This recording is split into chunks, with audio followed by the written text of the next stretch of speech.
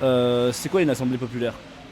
Une assemblée populaire, c'est un lieu de rencontre, de réunion entre des personnes qui habitent dans un même quartier ou dans un même village, je dirais. C'est à peu près l'échelle qu'on a visée et qui se fait le plus facilement. Et qui se réunissent pour discuter de thématiques qui les concernent et qui les préoccupent. Et puis qui choisissent ensemble d'agir pour réaliser des projets. Et puis, ou alors empêcher des projets, ça dépend. Et voilà, qui décident d'agir ensemble d'exercer un peu la démocratie. Moi, c'est comme ça que je le vois, au niveau le plus simple et le plus basique, vraiment, de participer à la vie publique à leur échelle. Euh, Pourquoi cette échelle restreinte du coup? Enfin, c'est quoi le but de redéfinir les proportions? C'est parce qu'en fait, on observe que par rapport à nos institutions, donc on est représenté au niveau communal, cantonal et fédéral, mais finalement, quand on voit le taux d'abstention qu'il peut y avoir à certaines votations, à certaines élections, on se demande en fait à quel point est-ce que le peuple est vraiment représenté et à quel point est-ce que c'est vraiment le peuple qui se fait entendre dans les décisions politiques. Et du coup, afin de ne pas perdre pied, j'ai l'impression que l'échelle de la commune ou du quartier, c'est vraiment une échelle locale sur laquelle on peut se faire entendre et on peut avoir un impact plutôt direct par rapport à déjà la sphère cantonale qui est déjà beaucoup plus large et fédérale, alors on n'en parle même pas. Mais voilà. C'est un moment et un lieu où des citoyens, citoyennes se rencontrent pour aborder des sujets qui leur tiennent à cœur, qui les préoccupent, dont ils ont envie de s'emparer et de ne pas laisser ça à d'autres milieux politiques.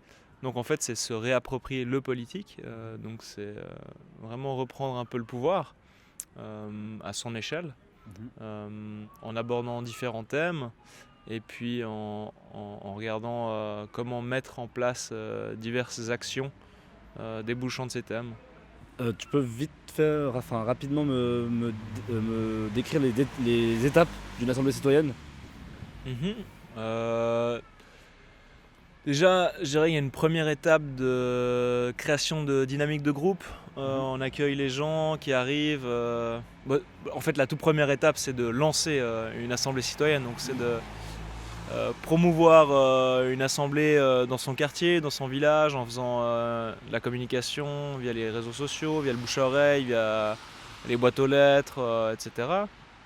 Réunir les gens dans un lieu suffisamment grand et accueillant, une grande salle. Ensuite, une fois que les gens sont là, c'est de les inviter à se rencontrer, donc faire des petits cercles de rencontres, se présenter rapidement, comment ça va aujourd'hui, etc. La météo. La météo, voilà. Ensuite, il y a d'autres exercices qui permettent de tisser un peu des liens entre les participants et puis de vraiment créer une dynamique qui soit positive et entraînante.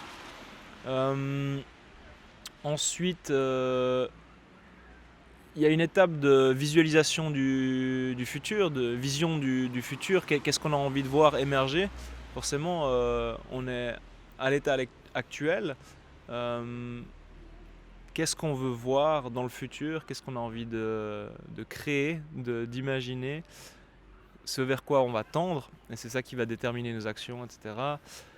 Et puis, à la suite de ça, de cette visualisation, on va mettre ça par écrit, faire fonctionner l'intelligence collective dans les groupes. Là, l'outil qu'on a utilisé, c'est le World Café, avec 3 questions. Les 3 questions, c'est à quoi ressemble ce monde dans lequel j'ai envie de vivre, que ce soit à l'échelle locale ou plutôt régionale ou nationale. Ou même global, hein, international.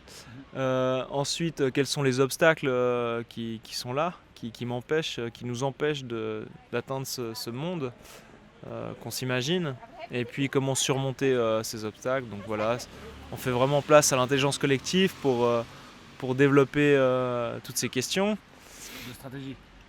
De, de stratégie, mais de réflexion. Je dirais que on n'en est pas encore à une stratégie, on en est vraiment plutôt à une sorte de brainstorming de où est-ce qu'on en est, Ouais. à quoi il ressemble. Ça ressemble plutôt à des listes En tout cas, C'est des propositions. voilà, c'est tel qu'on l'a vu aujourd'hui, ça ressemblait plutôt à des listes. C'est relativement descriptif. Mhm. Ensuite, on a utilisé le forum ouvert où on va aller plus précisément dans le détail, explorer les sujets qui nous intéressent. Donc là, c'est s'arrêter vraiment sur un sujet en particulier, comme l'agriculture ou le travail ou l'économie, etc. Et puis on va vraiment essayer de creuser avec les personnes qui sont là, quelles peuvent être les pistes, quelles sont les solutions, qu'est-ce qu'on peut créer de neuf.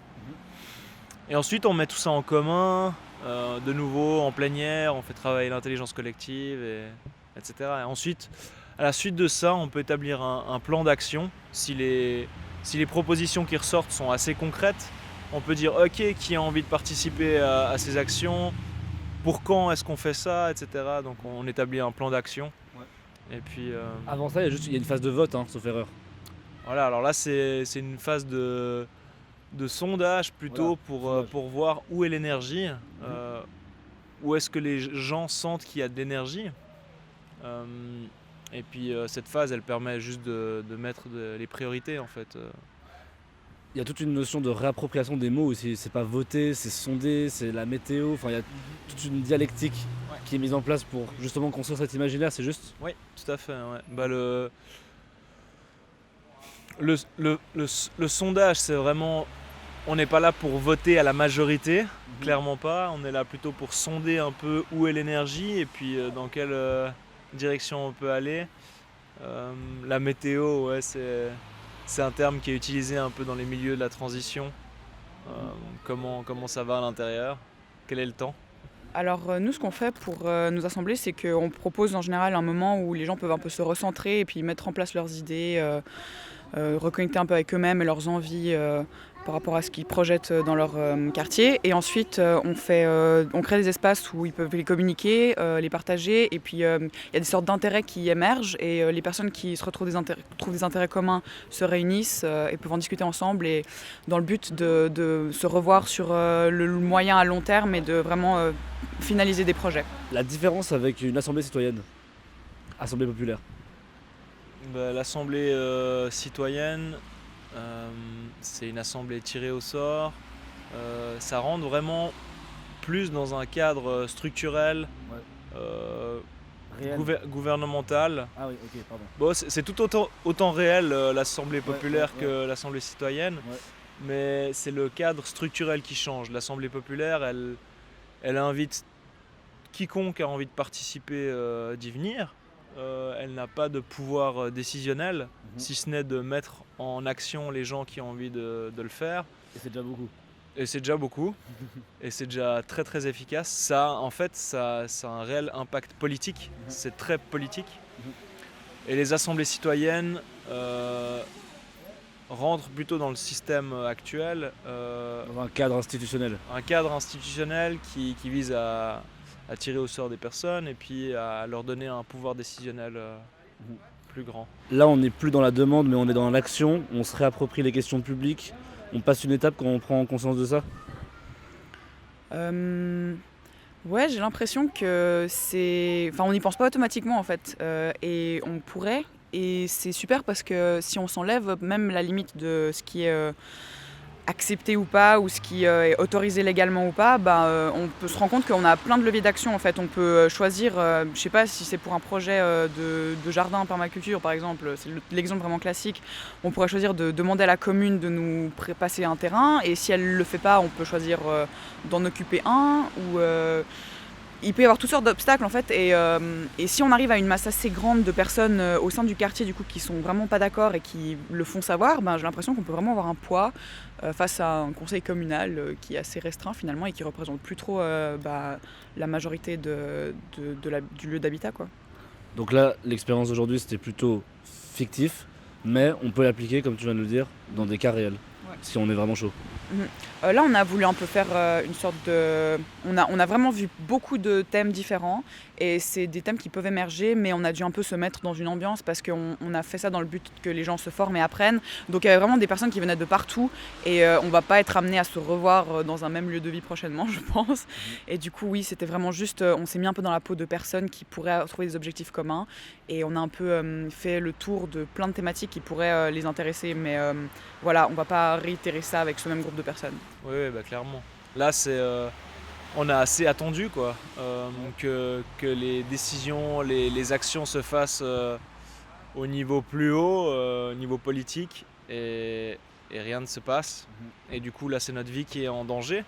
Donc, il y a intérêt à se bouger et du coup à se réapproprier ce pouvoir qui est à notre disposition d'une certaine manière. Il y a des choses à faire au niveau local, on peut agir à notre échelle et puis ça c'est clairement une manière de se réapproprier le pouvoir. Ouais. On note juste que ces manières de prendre des décisions, elles sont utilisées par beaucoup de mouvements sociaux actuels et passés.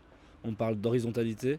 Ça peut être difficile de se mettre dans le bain, sachant que toute notre vie est basée sur des systèmes hiérarchiques, verticaux. Ce sont des jeux de pouvoir, écoles, entreprises, etc. C'est difficile dans un premier temps de se défaire de tout ça, de bousculer le statu quo pour les personnes qui ne connaissent pas le milieu. Oui, il y a clairement un changement culturel et intérieur propre à l'individu qui va devoir se faire et qui se fait en fait. On ne peut pas juste parier sur les outils de gouvernance partagée, d'intelligence collective, si intérieurement on n'est pas disposé à la collaboration, à la coopération, à l'entraide, à l'interdépendance, etc.